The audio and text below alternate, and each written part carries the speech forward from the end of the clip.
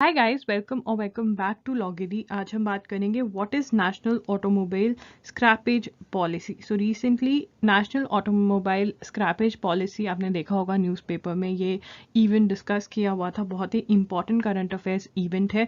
इसके अंदर मैं आपको बताऊंगी कि सबसे ज़्यादा मोस्ट एक्सपेक्टेड क्वेश्चंस कौन से हैं जो आपके आ सकते हैं, उनके आंसर्स मैं आपको दूंगी। राइट, सबसे ज़्यादा इंपॉर्टेंट है कि आप नोट्स बनाएं, ठीक है ना। नोट्स प्लीज़ अपनी नोटबुक साथ रखना, साथ साथ नोट्स बनाना। मैं बताती जाऊंगी क्या सबसे ज़्यादा इंपॉर्टेंट है क्या नहीं। तो ये एक सीरीज़ है जो मैंने स्टार्ट करी है, जिसके अंदर मैं सबसे ज़्यादा जो इंपॉर्टेंट करंट अफेयर्स इवेंट्स होते हैं उनकी डिटेल्स मैं आपके साथ शेयर करती हूँ।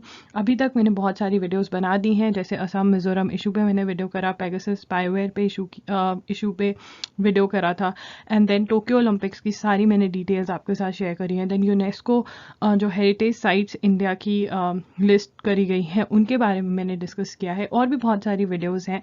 तो सबके जो लिंक्स होंगे वो डिस्क्रिप्शन बॉक्स में होंगे, डू चेक देम आउट। बहुत ही ज़्यादा इंपॉर्टेंट है, चाहे आप क्लैट के लिए प्रिपेयर करो, एलेट के लिए प्रिपेयर करो, स्लैट के लिए प्रिपेयर करो, या कोई भी और कॉम्पिटिटिव एग्जाम जैसे जुडिशरी, यूपीएससी, डीयू, पीयू, किसी के लिए भी, महाराष्ट्र सीईटी, बीएचयू, ये बहुत इंपॉर्टेंट करंट अफेयर्स के क्वेश्चंस हैं जो आपको मिस आउट नहीं करने चाहिए। राइट, चलते हैं इस वीडियो की तरफ। Yeah guys, welcome to Logiri. I hope you have subscribed to Logiri's YouTube channel and hit that bell notification so that you do not miss any of our videos. And I hope you're following us on Instagram. We're there by the name at I am Logiri. We do pretty motivational stuff out there if you want to stay happy, if you want to stay motivated, and if you want to stay connected a little more with Logiri, then do follow us on Instagram. तो ये scrappage policy, जो automobile scrappage policy है, इसकी सबसे पहले जब बात करी गई थी वो करी गई थी जुलाई 2019 के अंदर, जब मोटर व्हीकल्स एक्ट को अमेंड किया गया और उसके अंदर स्क्रैपेज पॉलिसी की कहीं ना कहीं बात करी गई। वो करी गई सेक्शन 59 सब सेक्शन 4 ऐड किया गया अमेंडमेंट के थ्रू। पढ़ लेते हैं। द सेंट्रल गवर्नमेंट में having regard to the public safety, convenience, protection of the environment and objects of this act make rules prescribing the manner of recycling of motor vehicles and part thereof which have exceeded their life. Right, तो हमें कहाँ से ये कौन से ये rules हमारे किस सेक्शन को अप्लाई कर रहे हैं? Section 59 sub section 4 of motor vehicle act, ठीक है, एमवी एक्ट। एंड ये कब अमेंड किया गया था? 2019 में अमेंडमेंट हुई थी। राइट, सो प्लीज़ ये नोट कर लीजिए, इंपॉर्टेंट है। ओके, तो when was this policy launch? तो फॉर्मली इसका लॉन्च किया गया, प्राइम मिनिस्टर नरेंद्र मोदी ने launch the vehicle scrappage policy during the investor summit held in Gandhinagar, Gujarat. Important है, क्वेश्चन आ सकता है कब लॉन्च हुई, किस इवेंट पे लॉन्च हुई, किसने लॉन्च करी? हमारे प्राइम मिनिस्टर ने लॉन्च करी। राइट, उसके बाद कहाँ पे लॉन्च करी? इन्वेस्टर समिट में। या इन्वेस्टर समिट कहाँ हो रही थी? गांधीनगर, गुजरात। क्लैट के अंदर तो स्पेशली ऐसे क्वेश्चंस आते हैं जिसके अंदर इनडायरेक्ट रिलेशन होता है उन क्वेश्चन से, और आपको मेन पार्ट पता होता है बट वो इनडायरेक्ट वाले पार्ट्स नहीं पता होता। राइट, तो नोट कर लीजिए, इंपॉर्टेंट है। अबाउट द इन्वेस्टर समिट भी पढ़ लेते हैं। किसने ऑर्गेनाइज करी थी? गवर्नमेंट ऑफ गुजरात ने ऑर्गेनाइज करी थी, and ministry of road transport and highways ने ऑर्गेनाइज करी थी ये इन्वेस्टर समिट 2021। और क्यों करी थी? Aims to attract investor for setting up vehicle scrapping infrastructure. क्या एम था? कि वो लोगों को बता सकें कि ये वाला बिजनेस भी आप कर सकते हो, आप इसके अंदर इन्वेस्ट करो, इसका क्या फ़ायदा है, कैसे क्या होगा। तो इन्वेस्टर्स को अट्रैक्ट करने के लिए समिट हुई थी, जॉइंटली ऑर्गेनाइज करी थी गवर्नमेंट ऑफ गुजरात और ministry of road transportation and highways ने। Right, again very important, please note कर लीजिए। What is the policy all about? इस पॉलिसी में है क्या क्या? देखिए, सबसे पहले तो it was introduce by ministry of road transport and highways. अब हमें पता चल गया कि इन्वेस्टर समिट किसने ऑर्गेनाइज करी थी? गवर्नमेंट ऑफ गुजरात ने और ministry of road transport and highways ने, क्योंकि ये उन्होंने पॉलिसी इंट्रोड्यूस करी है। राइट, अब आपको पता होना चाहिए कि who is the minister of road transport and highways? Nitin Gadkari, ठीक है ना। ऐसे ही क्वेश्चंस बनते हैं, नितिन गडकरी, ठीक है ना। तो ये आपको नाम याद होना चाहिए, Nitin Gadkari. Right, also known as voluntary vehicle fleet modernisation programme और व्हीकल स्क्रैपिंग पॉलिसी। ये अगेन वेरी इंपॉर्टेंट, क्योंकि हम न्यूज़पेपर में बार बार क्या पढ़ रहे हैं? Vehicle scrapping policy. अब वहाँ पे voluntary vehicle fleet modernisation programme, ठीक है ना। ये याद करना है आपको, ये इंपॉर्टेंट है। राइट, एम्ड एट क्रिएटिंग, अब ये क्यों लेकर आ रहे हैं, aimed at creating an ecosystem for phasing out unfit and polluting vehicles. हम रोड पे जाते हैं, स्पेशली हम ऑटोज देखते हैं कि कितने सारे ऑटोज या कॉमर्शियल व्हीकल्स, ट्रक्स ऐसे होते हैं जिनमें से इतना ज़्यादा पोल्यूशन निकल रहा होता है, और हम मतलब अगर उनके पास से निकलते हैं तो हमें ऐसे पूरी मतलब वी कफ एंड बहुत ही प्रॉब्लम होती है, राइट। वो इन्वायरमेंट के लिए बहुत ज़्यादा हार्मफुल है। तो ऐसे जो अनफिट व्हीकल्स हैं उनको रोड पे चलने से बंद करने के लिए ये ऐसा लेकर आ रहे हैं। सिर्फ यही एम नहीं है, और भी बहुत सारे एम्स हैं। और एक और बात बच्चों, अगर आप किसी भी कॉम्पिटिटिव एग्जाम की तैयारी कर रहे हो, इट इज़ वेरी इंपॉर्टेंट कि आपको रीजंस पता हो, ठीक है ना। अगर आपको रीज़न पता होंगे तो आप बहुत सारे क्वेश्चंस देखेंगे कि वहाँ पे कुछ डायरेक्ट क्वेश्चंस होते हैं, बट बहुत सारे आजकल एग्जाम्स में क्वेश्चंस होते हैं जहाँ पे आपको दे देते हैं कि क्यों ऐसा किया गया और उसके रीजंस दे देते हैं। तो अगर आपको इन डेप्थ नॉलेज होगी किसी भी चीज़ की तो आप ये वाले क्वेश्चंस आंसर कर पाओगे। स्पेशली अगर हम क्लैट 2020 की बात करें तो वहाँ पे हमें ऐसे क्वेश्चंस देखने को मिले, 2021 में भी हमें देखने को मिले, इवन एलेट एंड दूसरे एग्जाम्स में भी। तो क्या चाह रहा है एग्जामिनर आपसे कि आप जो भी चीज़ पढ़ रहे हो उसकी थोड़ी सी आपको रीजंस पता हो, राइट। आगे बढ़ते हैं।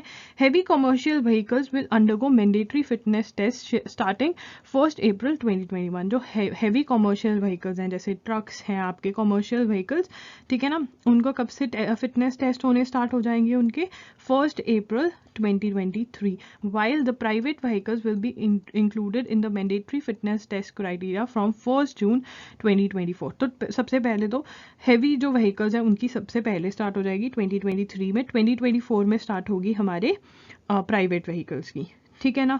1 अप्रैल फूल होता है, ठीक है ना। अप्रैल फूल डे को जो हैवी कॉमर्शियल व्हीकल है 2023 में उनकी स्टार्ट हो जाएगी, और 2024 के अंदर 1 जून से गर्मियाँ, इतनी ज़्यादा गर्मी होगी जब स्टार्ट होगी, मतलब समर स्टार्ट हो जाएगी, समर हॉलीडे स्टार्ट हो जाते हैं, तो अप्रैल जून ऐसे याद कर लीजिए। 1 अप्रैल फूल 2023 हैवी व्हीकल्स कॉमर्शियल व्हीकल्स की स्टार्ट होगी 1 जून 2024 की समर वेकेशन में बच्चे घर पे बैठे होंगे, और जिनकी गाड़ियाँ पुरानी हैं वो क्या कर रहे होंगे फिटनेस टेस्ट करवा रहे होंगे, right. Private vehicles will be D registered after 20 years. तो समझिए, जो प्राइवेट व्हीकल्स होते हैं, जो हम कार्स यूज़ करते हैं, जो हम इंडिविजुअल्स यूज़ करते हैं, बिजनेस के लिए नहीं यूज़ करते, जो प्राइवेट व्हीकल्स होते हैं उनको 20 ईयर्स के लिए रजिस्ट्रेशन जो सर्टिफिकेट होता है वो उनका वैलिड होता है, ठीक है ना। और कमर्शियल व्हीकल्स का आपका होता है 15 ईयर्स के लिए। ये भी याद करना ज़रूरी है प्लीज़ बच्चों, इट इज़ वेरी इंपॉर्टेंट। कुछ भी क्वेश्चन आ सकता है, कौन सी डेट से होगा, कितने ईयर्स के लिए वैलिड होता है। 20 ईयर्स के लिए प्राइवेट व्हीकल्स की वैलिडिटी, क्योंकि प्राइवेट व्हीकल्स हैं, हम देखते हैं प्राइवेट व्हीकल्स कम चलेंगे as compare to commercial vehicles. तो ये हम अपने आप को याद करवाने के लिए, रीज़न मैं आपको याद करवाने के लिए बोल रही हूँ ऐसा, ठीक है। मुझे नहीं पता कि क्यों कम या ज़्यादा है। प्राइवेट व्हीकल्स की 20 ईयर्स की वैलिडिटी होती है और 15 ईयर्स की वैलिडिटी है आपकी कमर्शियल व्हीकल्स की। जब हम एक व्हीकल लेते हैं, नया व्हीकल लेते हैं, तो उसकी रजिस्ट्रेशन होती है, तो उसकी वैलिडिटी जो होती है वो इतनी देर के लिए होती है, ठीक है। अब क्या होगा, इस पॉलिसी के through private vehicles D register हो जाएंगे 20 ईयर्स के बाद, और जो कमर्शियल हैं वो 15 ईयर्स के बाद। मतलब क्या है कि आफ्टर 20 ईयर्स या आफ्टर 15 ईयर्स ये चल नहीं सकते, ये चल सकते हैं, बट उनको फिटनेस रिक्वायरमेंट्स जो हैं वो फुलफिल करनी होगी, उनका फिटनेस टेस्ट होगा, एंड अगर वो व्हीकल्स फिट होंगे तभी वो रोड पे चल सकेंगे, तभी उनको री रजिस्टर किया जाएगा, नहीं तो उनको फेज आउट कर दिया जाएगा, उनकी रजिस्ट्रेशन दोबारा से नहीं होगी, ठीक है। If a vehicle fails the fitness test, owners will get 2 more chances to pass। तो एक बार टेस्ट होगा एंड उसके बाद अगर वो फेल हो जाते हैं तो 2 और चांसेस दिए जाएंगे। अगर वो फेल हो जाते हैं वो 2 टेस्ट के अंदर भी, एक टेस्ट होगा उसके बाद 2 और होंगे, अगर उसमें भी फेल हो जाएंगे तो इट इज़ मैंडेटरी कि वो जो व्हीकल है उसको स्क्रैप ऑफ कर दिया जाएगा, as it will not be issued a renewed registration certificate, ठीक है ना। अगर वो टेस्ट फेल हो गए तो उनको जो रजिस्ट्रेशन सर्टिफिकेट है वो नहीं दिया जाएगा, and an unregistered vehicle is illegal to run on the road, ठीक है ना। अगर उसको वो रजिस्टर्ड नहीं है तो it is illegal to run the vehicle on the road, ठीक है ना। तो फिटनेस टेस्ट होगा 15 ईयर्स के बाद, किसका, कमर्शियल व्हीकल्स का, और प्राइवेट व्हीकल्स का कितनी देर बाद होगा, 20 ईयर्स बाद, और हैवी कमर्शियल व्हीकल्स का होगा 15 ईयर्स बाद, ठीक है। ये याद करना जरूरी है। If a vehicle passes the fitness test, even if its registration cycle is over, it will have to undergo fitness test every 5 years। 15 years के बाद एक टेस्ट हुआ प्राइवेट व्हीकल का, वो पास हो गया, 5 ईयर्स के बाद दोबारा से टेस्ट होगा, ये टेस्टिंग होती रहेगी, ठीक है ना। तो टेस्टिंग होती रहेगी after every 5 years to continue to run on the road, ठीक है। उसके बाद a vehicle failing the fitness test और failing to get a renewal of its registration certificate may be declared as end of life vehicle. Again ये जो phrase है important है, end of life vehicle, end of life vehicle, right? It is proposed that all vehicles of the central government, state government, municipal corporation, panchayat, state transport undertakings, public sector undertakings and autonomous bodies with the union and state governments, मतलब जो vehicles, हम इतने सारे road पे vehicles देखते हैं जो central government, union government, state governments के होते हैं, may be deregistered and scrapped after 15 years from the date of registration. इनके कितने देर के लिए valid होगा registration certificate? 15 years, और after that 15 years के बाद ये deregister कर दी जाएंगी और स्क्रैप ऑफ कर दी जाएंगी, राइट। ये भी इंपॉर्टेंट है, याद रखने वाला पॉइंट है। 15 ईयर्स आप क्या लिखोगे। अब एक और बात बच्चों, बहुत सारे बच्चे मुझे नोट्स भेजते हैं अपने, तो आपने पूरा का पूरा पैराग्राफ नहीं नोट करना, नहीं ऐसे नहीं करना, ठीक है। आप क्या कर सकते हो, क्या लिखोगे, अगर इसका पॉइंटर्स को शॉर्ट में बनाने को, स्टेट ओन्ड व्हीकल्स, ठीक है, ऐसा बना सकते हो आप, स्टेट ओन्ड व्हीकल्स, ये कर सकते हो। फिर be deregistered and scrapped after 15 years from the date of registration. बस ये पूरा का पूरा नोट करने की जरूरत नहीं है, सिर्फ इंपॉर्टेंट पॉइंट नोट करो एंड अपने वर्ड्स में लिखने की कोशिश करो, चीज को छोटे में, पूरा का पूरा नहीं, फिर तो नोट्स बनाने का फायदा ही नहीं है ना। अगर स्मॉल पॉइंटर्स में उसको लिखोगे, बिल्कुल कि अगर ये इतनी बड़ी, जितनी भी वीडियो ये बड़ी है उसका आप 2 पेजेस में पूरे नोट्स लिख लोगे तो बहुत बढ़िया रहेगा। Okay, how will the testing happen, testing करी कैसे जाएगी, ऑटोमेटेड टेस्टिंग स्टेशन होंगे, प्लीज ये वर्ड नोट कर लीजिए, इंपॉर्टेंट, ऑटोमेटेड टेस्टिंग स्टेशन होंगे and registered vehicle scrapping facilities. आपको रजिस्टर करना पड़ेगा अगर आपको अपना व्हीकल स्क्रैप करवाना है, because it is very important. आप देखो ना, अगर किसी कोई गलत काम के लिए भी तो यूज कर सकता है इस स्क्रैपिंग फैसिलिटी को, तो रजिस्टर्ड व्हीकल स्क्रैपिंग फैसिलिटी ही होगी, राइट, और पूरे इंडिया में होगी। Criteria to determine vehicle fitness will be primarily emission test, braking safety equipment among many other test which are as per the central motor vehicles rules 1989। तो primarily क्या देखा जाएगा, एमिशन, कितना पोल्यूशन कर रहा है, ज्यादा पोल्यूशन तो नहीं कर रहा, ब्रेकिंग कैसी है, ब्रेक्स लग रही हैं या नहीं, और भी बहुत सारे टेस्ट होंगे जो ले डाउन किए हुए हैं सेंट्रल मोटर व्हीकल्स रूल्स 1989 में, right. The criteria has been adapted from international best practices after a comparative study of standards from various countries like Germany, UK, USA and Japan. Right? Concept, अब इसके notes कैसे लिखोगे, concept borrowed from, concept borrowed from कहाँ से, Germany, UK, USA, Japan. Germany, UK, USA, Japan, right. ये आप ऐसे याद कर लो, गुज से याद कर लो, गुजरात के अंदर समिट हुई और गुज से हमने ये कॉन्सेप्ट कॉपी किया, ठीक है ना। जी से जर्मनी, यू से यूएस से यूके, जापान, ठीक है, हो गया याद, गुज। Okay, The Ministry of Road Transport and Highways will promote setting up of registered vehicle scrapping facility across India and will encourage public and private participation for opening up of such centers. तो क्या होंगे, हमने पहले भी पढ़ा है, registered vehicle scrapping facility, जिसको ये क्या कह रहे हैं, RVSF, ठीक है। RVSF क्या है, registered vehicle scrapping facility across India provide करी जाएगी, will encourage public and private participation, मतलब गवर्नमेंट और private participation for opening such centers, right? Efforts are being made to set up integrated scrapping facilities across India. Some of the identified places include, ये important है, Alang in Gujarat, Alang, Elan और जी, ठीक है ना, एलान जी इन Gujarat, along, ठीक है ना। एलान क्या किया है, ऐलान कर दिया है कि गाड़ियों को गुड बाय बोलेंगे, कहाँ पर बोलेंगे, कहाँ पे गुड बाय बोलेंगे, एलांग में, याद रहना चाहिए, राइट। एलांग के अंदर गुड बाय बोलेंगे, तो एक जगह आइडेंटिफाई करी गई है, और भी बहुत सारी जगह होंगी, बट क्योंकि ये उस इंफॉर्मेशन में स्पेसिफिकली था तो ये हम नोट कर लेंगे। Where it is being plan to develop a highly specialised centre for scrapping among many other potential centres where different scrapping technologies can be synergised together. अब इसमें से हमने याद क्या करना है, RVSF क्या है, ठीक है, नंबर 1। नंबर 2, एलांग के अंदर एक जगह हम मतलब कंसिडर करी जा रही है और उसको क्या ऐलान कर दिया गया है कि गाड़ियों को गुड बाय बोलेंगे, right? To avoid conflict of interest, operators of fitness centers shall only provide testing facility and shall not provide repair or sale of spare services. ठीक है ना, कॉन्फ्लिक्ट ऑफ इंटरेस्ट ना हो, इसीलिए क्या किया गया है, जो फिटनेस सेंटर्स हैं उनको सिर्फ फिटनेस सर्टिफिकेट या फिटनेस सेंटर ही खोल सकते हैं, वो रिपेयर या सेल ऑफ स्पेयर सर्विसेज नहीं प्रोवाइड कर सकते, right? This incentives of holding old vehicles, तो डिसइंसेंटिव्स क्या है, इंक्रीज्ड री registration fees will be applicable. ठीक है, जब 15 ईयर्स के बाद हैवी कमर्शियल व्हीकल्स का ओनर रजिस्टर करवाने जाएगा, उसको फिटनेस सर्टिफिकेट भी ग्रांट हो जाएगा, तो जो री रजिस्ट्रेशन फीस है वो ज़्यादा होगी। ठीक है, increased.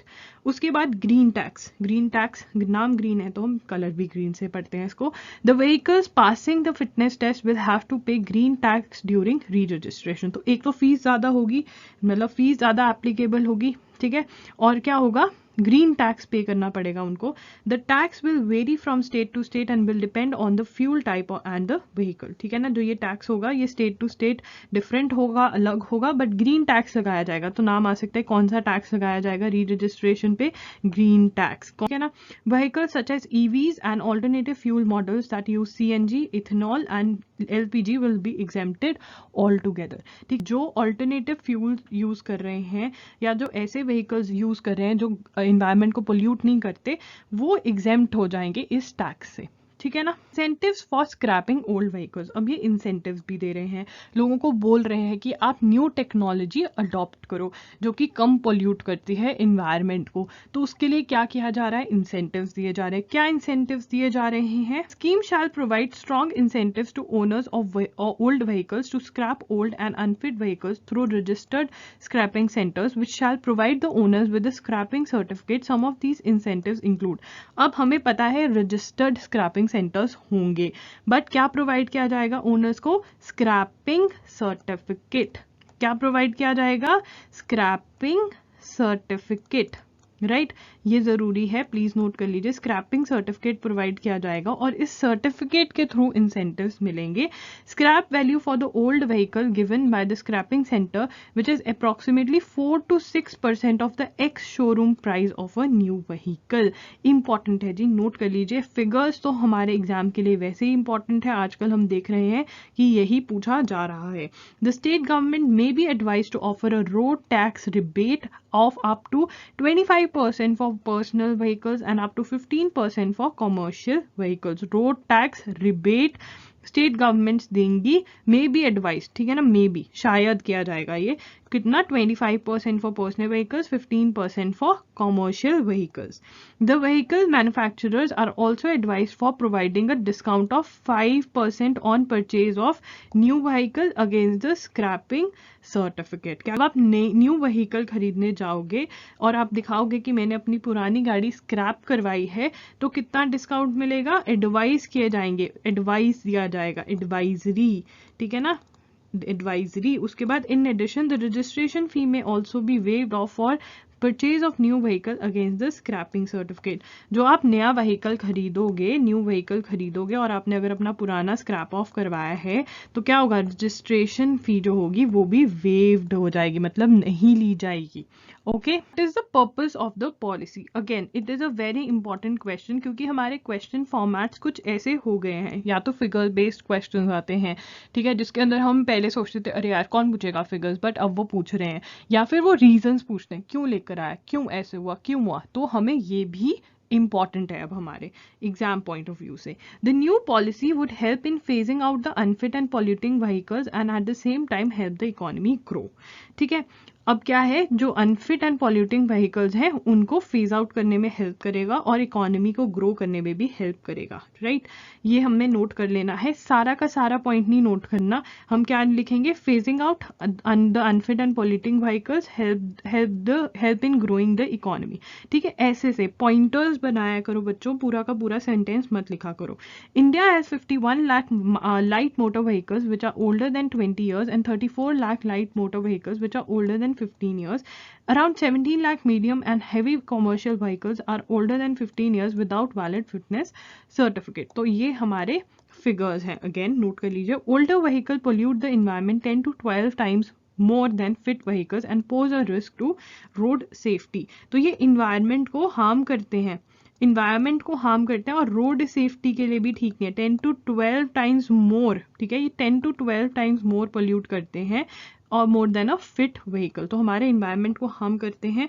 The ecosystem is expected to attract additional investments of around, और हमारी इकोनॉमी को कैसे ग्रो करने में हेल्प करेगा, क्योंकि investment of around ₹10,000 crore and 35,000 job opportunities create करेगा ये वाली पर्टिकुलर चीज. Okay.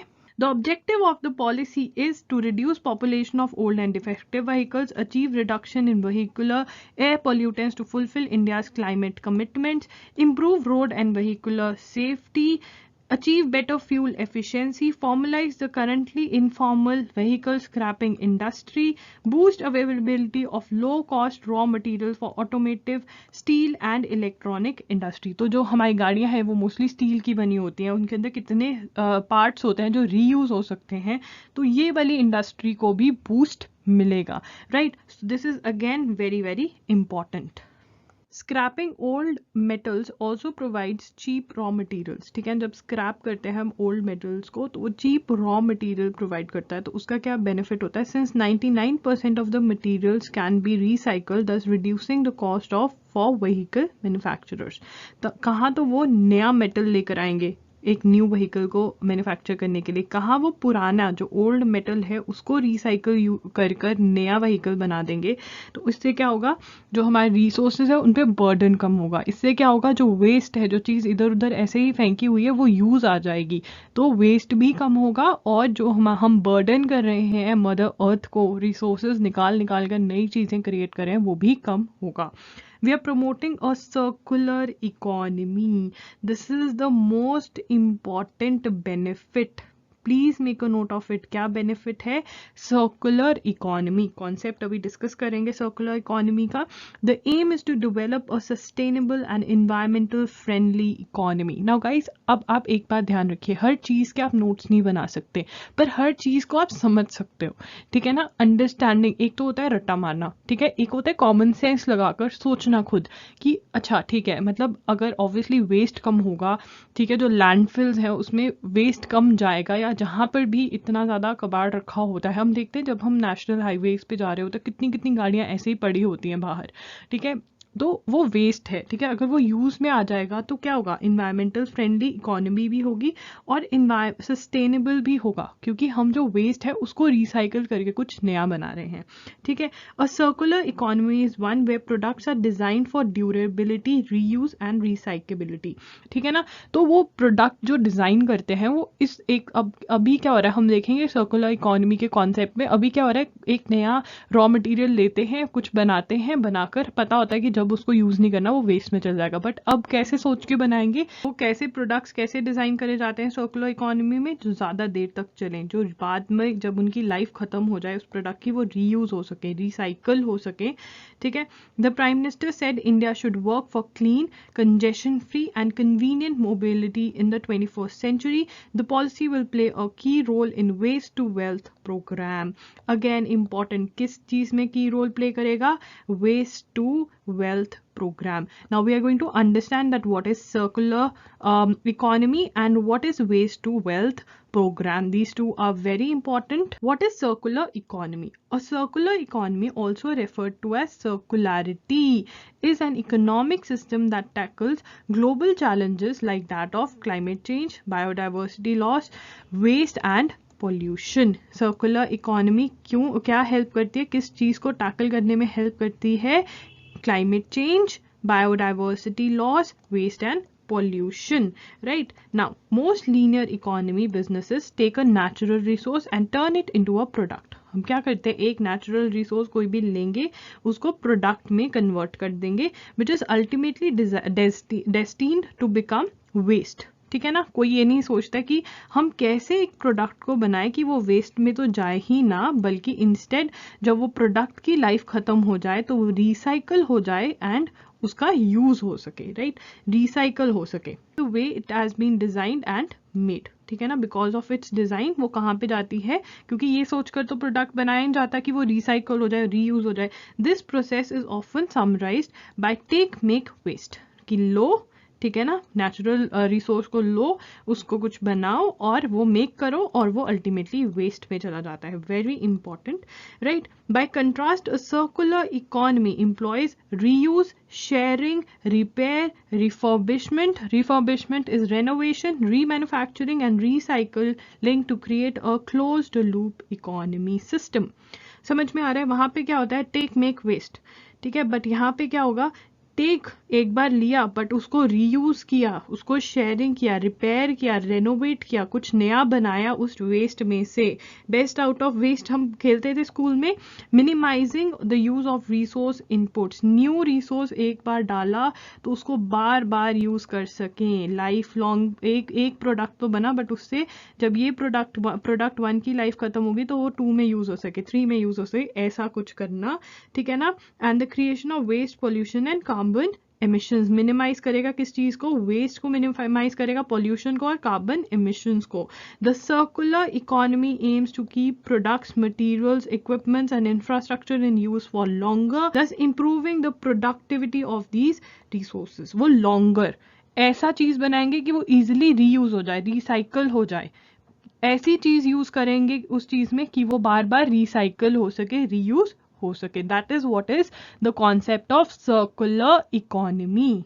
Waste to Wealth Program. What is Waste to Wealth Program? This mission will identify, develop and deploy technologies to treat waste to generate energy, recycle materials and extract worth. क्या किया जाएगा, ऐसी technologies develop करी जाएंगी, use करी जाएंगी, identify करी जाएंगी कि जिससे कि हम वेस्ट से एनर्जी जनरेट कर सकें, मटेरियल्स जो रिसाइकल हो सकते हैं उसको रिसाइकल कर सकें और जो वर्थ वैल्यू का सामान है वो वेस्ट में से निकाल सके. आपको पता है जो वेस्ट हमारे डंपिंग ग्राउंड्स में जाता है, पड़ा रहता है, वो बहुत ही हार्मफुल गैसेस जो हमारा ये वेस्ट है वो जनरेट करता है, which is not at all good for our health and for our environment, right? The Waste to Wealth mission is one of the 9 national missions of the Prime Minister's Science, Technology and Innovation Advisory Council. Important. We can be asked the full form of PMSDIAC. You need to know this. Important. The mission will assist and augment the Swachh Bharat and Smart Cities project to create circular economic models that are financially viable for waste management to streamline waste handling in the country. You know, waste is a very very big problem. अगर और हमें पता है, आपने सत्यमेव जयते का वो आप एपिसोड देखना जिसके अंदर इंदौर का दिखाया हुआ है कि कैसे वो लोग वेस्ट से वेल्थ जनरेट करते हैं, कैसे उसको यूज करते हैं कि जो वेस्ट है वो उनके लिए एक प्रॉब्लम नहीं है, वो उनके लिए एक बिजनेस है. तो हमारी अपनी कंट्री में ये हो रहा है और बहुत सारे सिटीज में ये प्रोग्राम अडॉप्ट किया जा रहा है कि वेस्ट में से वेल्थ निकाली जा सकती है और वो निकाली जाए, राइट. टेंटेटिव टाइमलाइन आप you can go through this कि कब तक ये अप्लाई हो जाएगा. हमारी मैंडेटरी ये तो हमने याद कर ही लिया ना, 2023 और 2024 के अंदर स्टार्ट हो जाएगा, ठीक है. Rules for fitness test and scrapping centres 1 October 2021 में ही आ जाएंगे. Scrapping of government and PSU vehicles above 15 years of age, ये सबसे पहले मतलब सरकार अपने ऊपर एप्लीकेबल करिए सब कुछ. पहले अप्रैल फूल के में क्या होगा, अगले साल जो अप्रैल फूल आएगा 2022 का, गवर्नमेंट व्हीकल्स जो 15 साल से पुराने हैं वो निकाल दिए जाएंगे, राइट. हम देखते हैं सबसे ज्यादा गवर्नमेंट व्हीकल्स बहुत पुरानी जीप्स चल रही होती हैं, मतलब ओहो इतनी खटारा होती हैं वो, बट फिर भी वो चल रही हैं, तो वो अब नहीं चलेंगी. कब से, 1 अप्रैल फूल जो हमारा आ जाएगा. 2 अप्रैल फूल में क्या होगा, 2023 के अप्रैल फूल में हैवी व्हीकल्स को पड़ जाएंगे, कमर्शियल व्हीकल्स को. और फिर जून 2024 की छुट्टियों में किसको करेंगे, मैंडेटरी फिटनेस टेस्टिंग आपकी प्राइवेट व्हीकल्स की हो जाएगी, राइट. और रूल्स ऑफ फिटनेस तो हमारे अक्टूबर 2021 में ही आ जाएंगे, वो तो हम डिस्कस भी करेंगे, right. So guys that's it for today's video. अगर आपको वीडियो हेल्पफुल लगी तो लाइक करना मत भूलना, चैनल को सब्सक्राइब कर देना और बेल बटन भी हिट कर देना, सो दैट जब भी मैं एक न्यू वीडियो डालूँ आपको नोटिफिकेशन सबसे पहले जाए एंड आपके नोट्स हमेशा अपडेटेड रहें, स्पेशली करंट अफेयर्स से रिलेटेड. अगर आपको मेरी कोई हेल्प चाहिए या आप चाहते हैं मैं किसी पर्टिकुलर टॉपिक को कवर करूँ तो कॉमेंट जरूर कर देना. अगर आप मेरे से चैट करना चाहते हैं तो you can follow me on Instagram. I'm there by the name @IamLogity. And अगर आप चाहते हैं कि मैं आपका 1-on-1 पेड सेशन लूँ तो उसकी डिटेल्स जो होंगी वो डिस्क्रिप्शन बॉक्स में होगी, बाकी सारी डिटेल्स डिस्क्रिप्शन बॉक्स में होगी, आप मेरी वेबसाइट विजिट कर सकते हैं, राइट? सो या, that's it. Logity signing off. I'll see you super soon. Bye and take care.